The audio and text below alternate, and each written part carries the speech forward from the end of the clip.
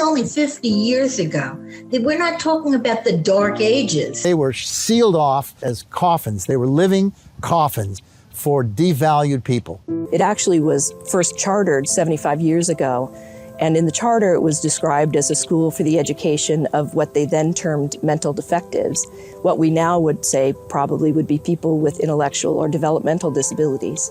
So it started out with this goal of educating and training people, and much of the coverage that you might see in the newspapers then was designed to encourage people to see this as a good option for their children. But very quickly, through underfunding and understaffing, it became really quite unlivable. At its height, it had about 3 times as many people living in its wards as the place was designed to accommodate. It was a secret enclave. The system had set up a way that would not allow any ordinary people to see what was going on inside these brick buildings. I was given this key on that first day of work, pretty heavy steel key. I was told to go to a certain building, and I went there and I opened one door. It was a very heavy metal door.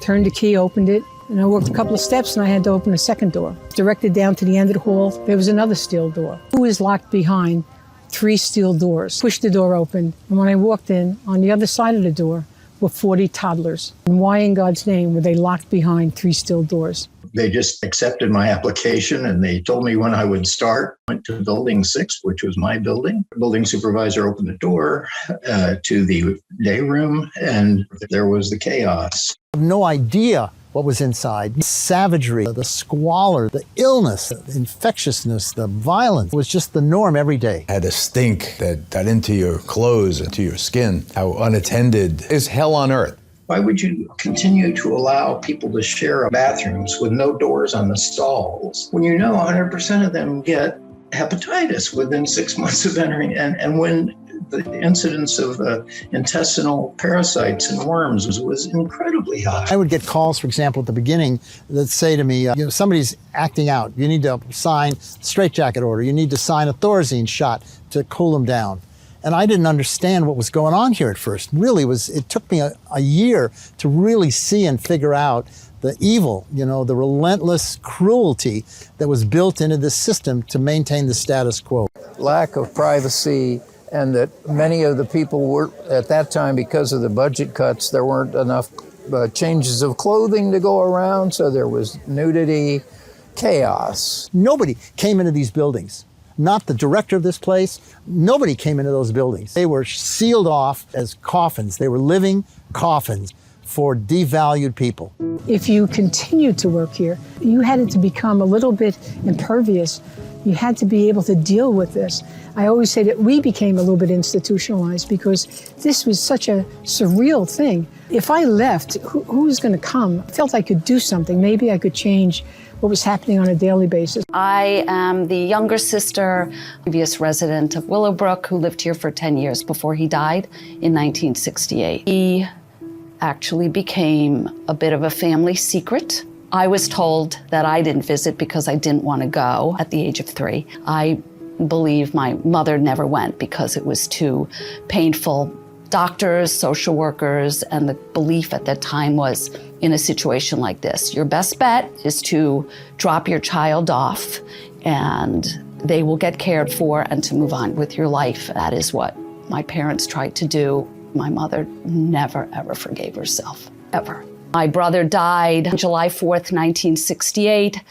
I was always under the impression that his death was due to some type of trauma. What I was told subsequently was that he had perforated his stomach, and the assumption was based upon what I had learned in secrecy by reading, bits and pieces, was that he probably had been either abused by caregivers or that there had been some kind of traumatic event with another resident. I was just a year older than my brother, Louis Rivera, who was placed in Willowbrook State School at the age of 5. My mother would undress my brother as a way of assessing, was he gaining weight? Were there any bruises? Were there any marks? That's how families tried to monitor the care, because we weren't allowed to ask any questions. How long have you been at Willowbrook? 18 years. How is it living on the ward that you live? Disgrace. They used to give out cookies and candy. They used to draw it on the floor and they all get down. The attendants are trying their best, but the staff is just too small to do anything more than just try and keep the place clean.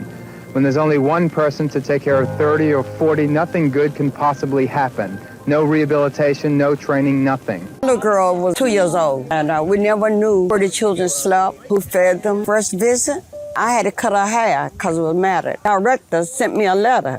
If I didn't like it, they'd take her out. So I got on the bus that next day. I came out to Willowbrook. I sat there all day long. Secretary said, "We're closing now, you got to leave." I said, "I'm not going in the place." He finally decided to beat me. He didn't even look up at me. I said, "Well, someone to take the letter.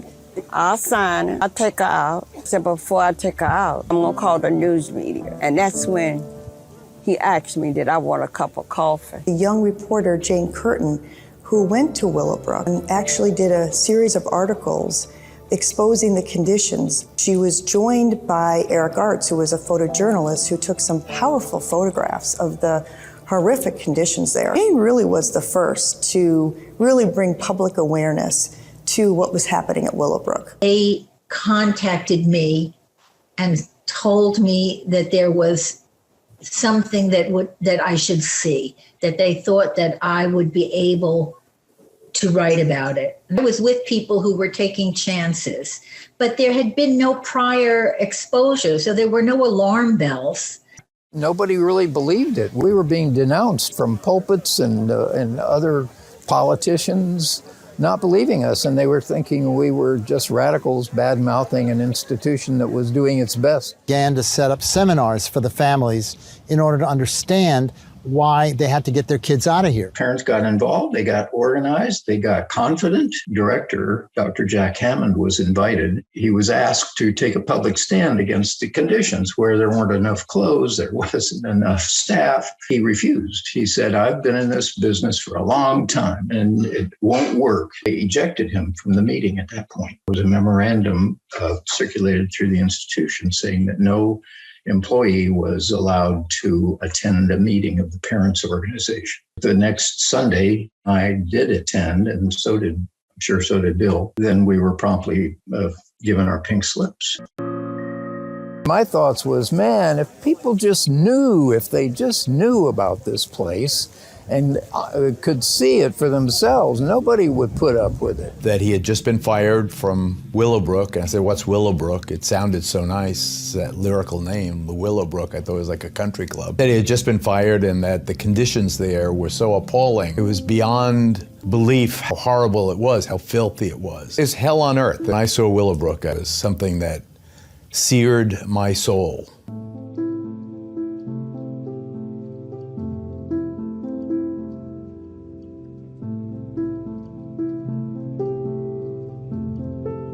The administrators had a cold or academic excusing in a way, thinking that we were naive, that there was something that we were missing. And I think that my ignorance was my strength in the sense that I looked at it and said, "Are you kidding me?" I mean, you have children unattended and smeared with their own feces and wailing under the sinks, their pants down around their ankles, eating slop. I mean, what is it that I don't understand? The conditions are getting worse every time they cut the budget more and more. Got back to the eyewitness newsroom, and there were a barrage of calls from New York State officials angrily denouncing our trespassing and threatening lawsuits, and without authorization violated the privacy of the residents. But there's no privacy anyway. There was no privacy anyway. Very eloquently stated. They lived everything communal. So to his credit, Al Primo, the director of Eyewitness News, and the assignment editors said, okay, they suspended judgment. The film came back from the lab. They saw the film. Everyone's spine stiffened, and they said, we're going to go with this story. Change the world. But even Bernard, with his tragically eloquent plea for help, doesn't really understand that what Willowbrook needs isn't more money. More money would certainly help. At least the kids would have clothes and they'd be cleaner than they are now, but they'd still basically be human vegetables in a detention camp. What we need is a new approach. We have to change the way we care for our mentally retarded. We ask for change, we demand change. What was the solution to this place? They wanted to fix it, of course. They wanted to pour another few millions of dollars into this place because they didn't have another alternative paradigm in their head. And our job was to stop them from fixing this place and to shut it down into the federal court in order to try and get an emergency intervention. The lawyers brought in the top leaders in the United States to talk about what quality services for people with special needs look like. Their testimony was just amazing. It was the first time that the reality of habilitation services, individualized developmental services, was articulated in a court situation. And so as the trial went on, finally, the judge decided to get up off of his bench and come and take a look.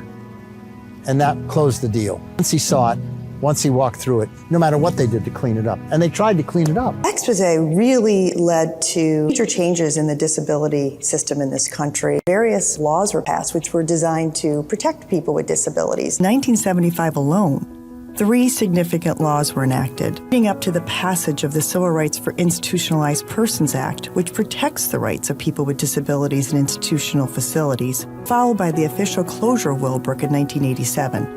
Paving the way for the Americans with Disabilities Act in 1990. Hard left Willowbrook. He went on to become a civil rights activist for people with developmental disabilities and really was a driving force behind the creation of the statewide Self-Advocacy Association of New York State, SANES as it's called. So he went on to do some great things after he left Willowbrook. Because of Bernard Campbell, it's all started because of him.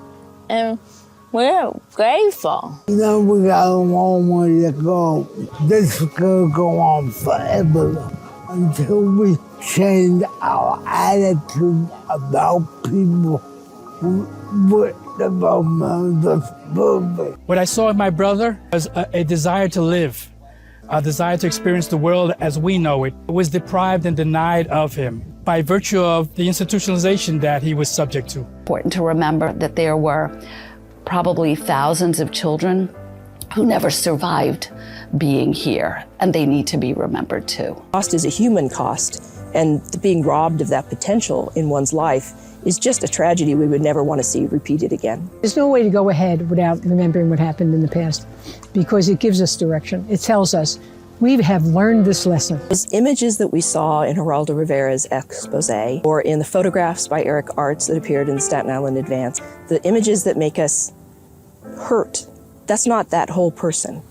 That is that person in that historical moment. It's important to remember that these are people with voices and dreams and hopes. The very first word that comes to mind is a source of great shame that this happened to my brother. Over the years, and especially now, I don't really feel shame anymore. It was too late for us, but not too late for so many others. But the world has changed for the developmentally disabled. They have come out of the shadows.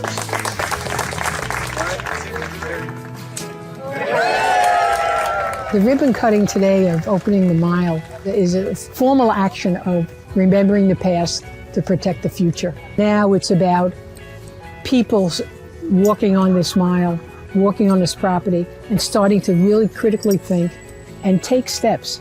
And they can take personal actions to make sure that this never happens again. Be the change that you want to see. That's exciting to me, to see what has been built on the ashes of that, the phoenix that has risen from those ashes.